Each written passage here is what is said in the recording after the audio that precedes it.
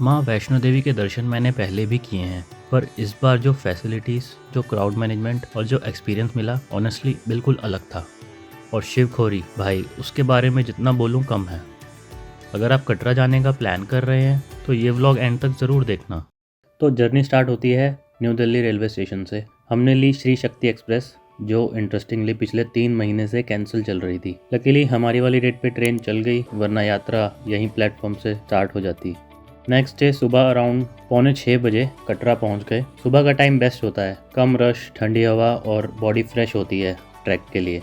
यात्रा स्टार्ट करने से पहले आपको यात्रा कार्ड बनवाना पड़ता है। उसकी फैसिलिटी स्टेशन पे ही अवेलेबल है, तो आई वुड सजेस्ट कि आप स्टेशन से ही बनवा लें। होटल पहले से बुक था, तो सीधा फ्रेश हुए, बेसिक ब्रेकफास्ट किया और मेंटली प्रिपेयर हो गए, क्योंकि आगे सिर्फ चढ़ना ही चढ़ना था। एक चीज़ जो मुझे इस बार सबसे ज़्यादा इंप्रेसिव लगी वो है फैसिलिटीज़। आज वैष्णो देवी यात्रा हर एज ग्रुप के लिए पॉसिबल है।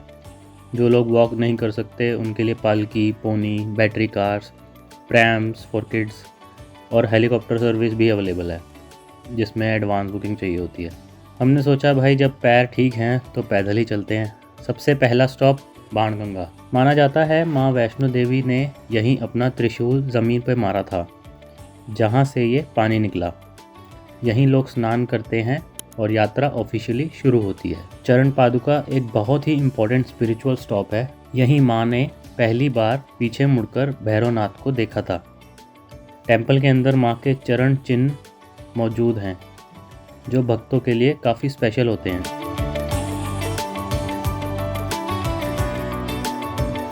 अर्धकुंवारी का मतलब होता है आधा रास्ता। यहीं माँ वैष्णो देवी ने लगभग 9 महीने तपस्या की थी। गर्भ जून गुफा का कंसेप्ट यहीं से जुड़ा है। पहले ये केव काफ़ी नैरो होती थी, जहाँ से सिर्फ झुक कर जाना पड़ता था। अब नई गुफा बना दी गई है, जिससे दर्शन का फ्लो काफ़ी स्मूथ हो गया है। यहाँ पे खाने पीने की काफ़ी फैसिलिटीज़ अब अवेलेबल हैं।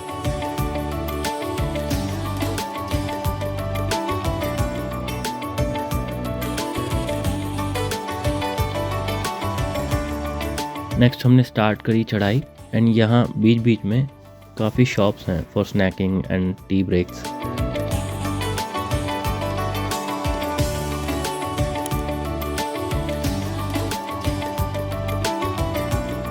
और फिर एकदम से दिखता है भवन। दिखते ही सारी थकान खत्म और बॉडी में एक अलग ही जोश आ जाता है। यहाँ अब उड़न खटोले गंडोला राइड्स भी अवेलेबल है भवन टू भैरव तक के लिए, और सिर्फ 50 रुपये पर पर्सन। यहाँ आके सबसे पहले जो चीज़ नोटिस होती है, ऑर्गेनाइजेशन। आज लॉकर्स के ऑप्शन भी काफ़ी एडवांस हो गए हैं। रेगुलर लॉकर्स के साथ साथ स्मार्ट लॉकर्स भी अवेलेबल हैं। दर्शन के टाइम क्राउड सरप्राइजिंगली काफ़ी कम था। मैंने पहले भी दर्शन किए हैं, पर इस बार 15-20 मिनट तक हम अंदर शांति से रुक पाए। एंट्री से ही माता की अलग अलग रूप की फ़ोटोज़ और मूर्तियाँ बन गई हैं, जो बहुत सुंदर लगती हैं। दर्शन के बाद भूख तो लगनी ही थी, और भवन का फूड कोर्ट अब एक प्रॉपर सेटअप है। हल्दीराम्स, गुलाब्स, डोमिनोज, साबगर रत्ना, यहाँ सभी रेस्टोरेंट्स अवेलेबल हैं, end of course without onion garlic के।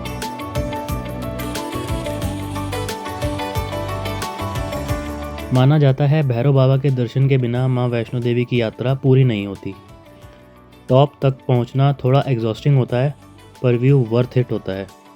सनसेट के टाइम भवन को लाइट्स में चमकते देखना ऑनेस्टली एक अलग ही फीलिंग आती है। ये भैरव बाबा के पास की शॉप्स हैं। हमने तो श्राइन बोर्ड की शॉप से ही प्रसाद लिया था। यहाँ पे और भी ऑप्शंस अवेलेबल हैं।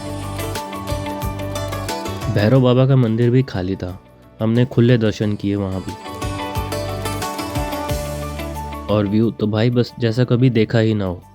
मन तो करता है बस यहीं बैठ के देखते रहो। नीचे लाइट से जगमग करता भवन और सामने ये सनसेट, अलग ही फील आती है।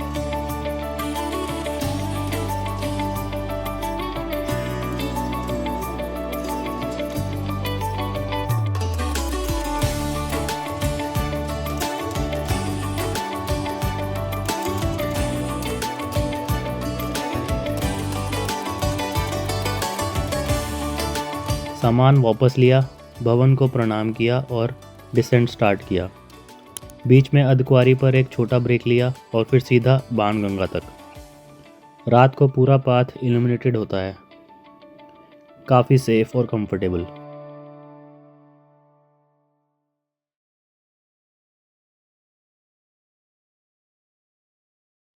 अगले दिन प्लान था शिवखोड़ी।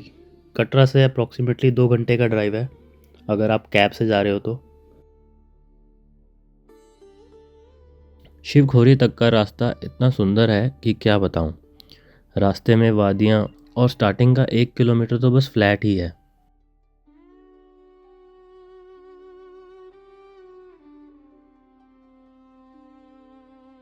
बट जैसे ही आगे बढ़ोगे तो लास्ट का 1-1.5 किलोमीटर काफ़ी चढ़ाई है। बस जय भोले की बोलते रहना और आसानी से वो भी हो जाएगा।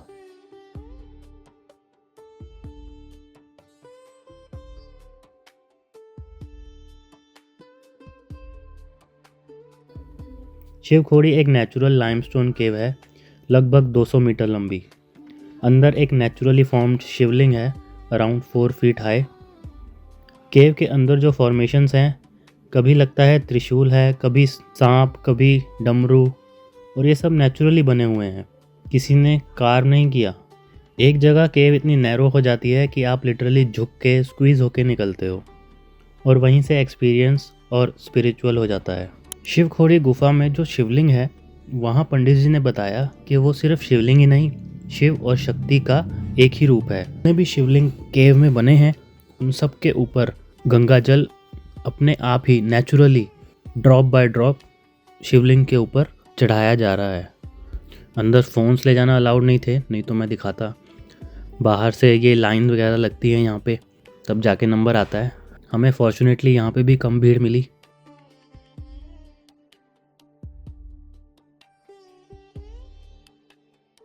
शिवखोड़ी के बाद कटरा वापस आए।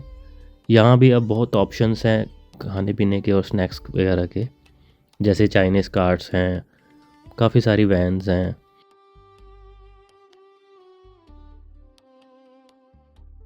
एंड मेन बाज़ार तो है ही। हमने थोड़ी शॉपिंग की, प्रसाद लिया और डिनर करके गए सोने। सुबह की वंदे भारत भी तो पकड़नी थी।